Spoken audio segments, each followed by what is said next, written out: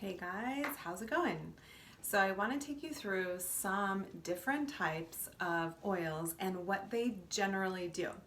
So I just put up a post about the 4 kind of different breakdowns of essential oils. So we've got skin oils, we've got kind of body aches and pain oils, we've got oils for mood and uplifting, and then we've got oils for immune support in general, right? There are some kind of like some oils that don't neatly and perfectly fit into these categories, but when in general we think of plants and their healing properties and their chemical constituents, we can pretty easily put them into one of these 4 different categories. So I want to give you some examples. I'm going to go ahead and start with the skin oils because they're pretty easy to pull from and pretty easy to identify. So skin oils, they're going to be the flowers. Okay, when you think of skin, I want you to just kind of, most of the time, there, like I said, there's some kind of different ones that pop in there. Like frankincense is really beautiful for skin. However, that is a tree. That's also going to fit into another, actually a couple different categories, frankincense. So, but bear with me, okay? So I want to start with rose. Rose is one of our really beautifying skin oils. Rose is going to help with fine lines and wrinkles, age spots, giving you that beautiful glow. It's going to help with cell regeneration, all the beautiful different pieces to healthy and gorgeous skin, right? That's pretty awesome about rose. But also, magnolia does the same thing. And guess what? Neroli does too, and jasmine. I didn't grab my jasmine, but jasmine is really beautiful for skin too.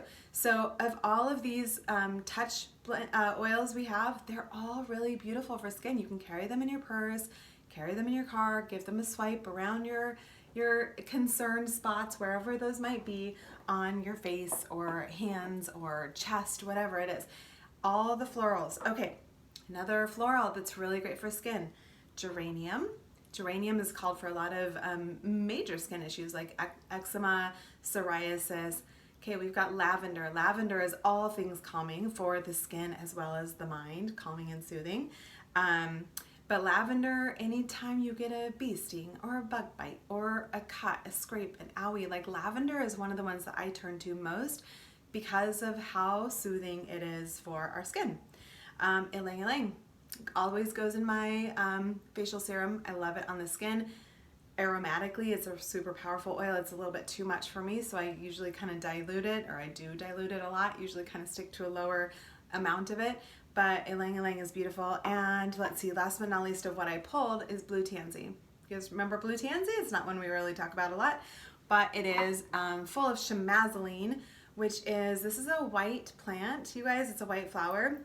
I'm just gonna, yeah, you guys see how blue. I was talking about yarrow palm yesterday, and yarrow palm also has chamazoline, as does blue tansy. Blue tansy is gonna stick around a lot longer.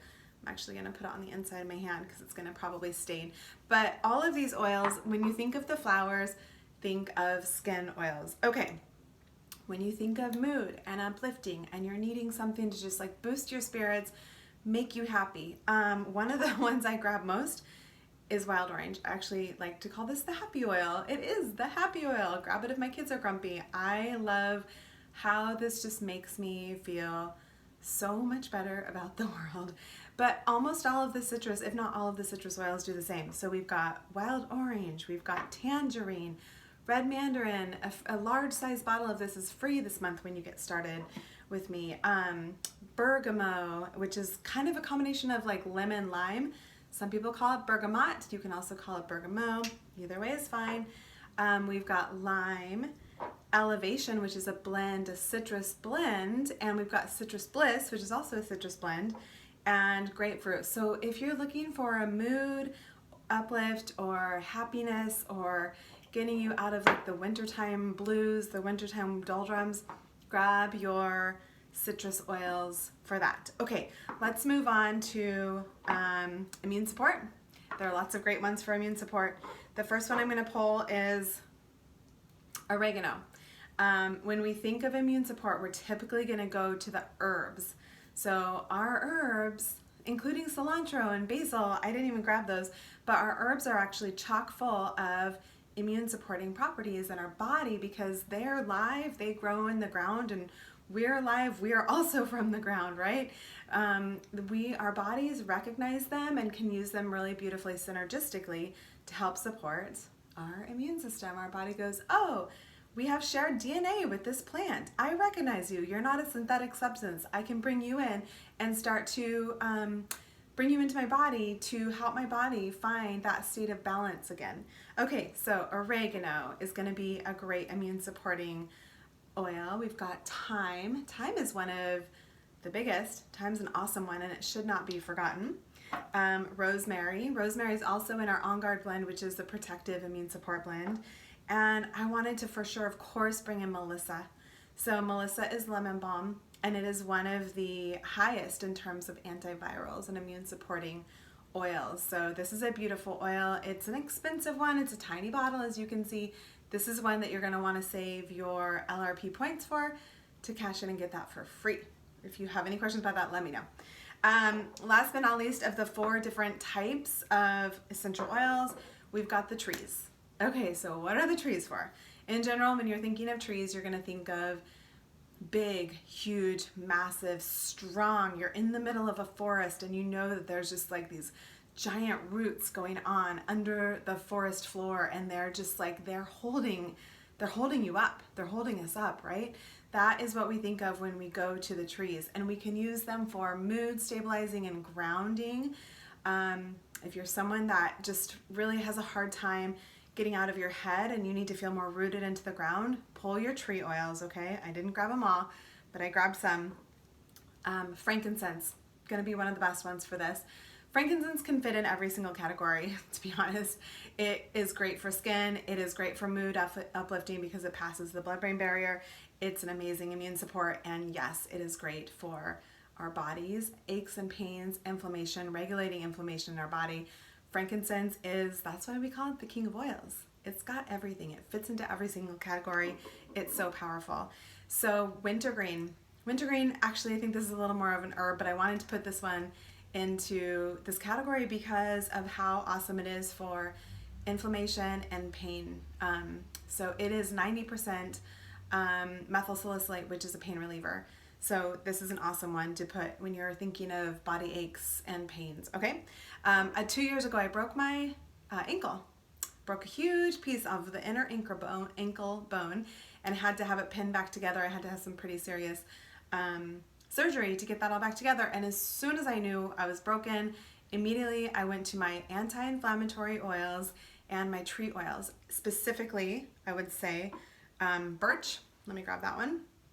Birch is actually not an oil we can buy from doTERRA, but if you went to convention the last couple of years, you would have gotten it in your convention kit. This is the oil I always keep around for broken bones in my family. Many of you oilers, I'm guessing, probably know that. This is kind of like the awesome bone oil, but there are others. It's not the only one. So wintergreen and birch are actually very, very similar chemically.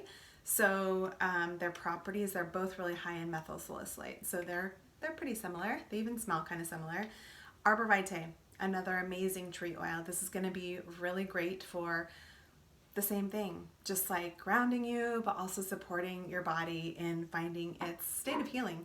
Our bodies, I want to remind you, our bodies want to be in a state of homeostasis, in a state of healing and health and well-being. It's the outside that kind of throws us out of whack and off track, and really is what kind of has the greatest impact on our body and how it feels, right? So if we can give it what it needs and what it wants and what it recognizes, it can find its way easily back into that state of balance. Sandalwood, another one I put on my ankle, another really beautiful grounding oil, also beautiful for bones, inflammation, all the things. Also, FYI, good for skin as well. Siberian fir and white fir. We can't get white fir anymore, but Siberian fir is like white fir on crack. It's got all the great properties of white fir, and Siberian fir is going to be really great for these things as well. Balance, I'm going to put balance in this category. And last but not least, copaiba. It is just the oil of, it's one of the most powerful anti-inflammatories we have. It is just going to be a great oil for full body health. So, hope you guys enjoyed this, understand these different categories. Send me your message.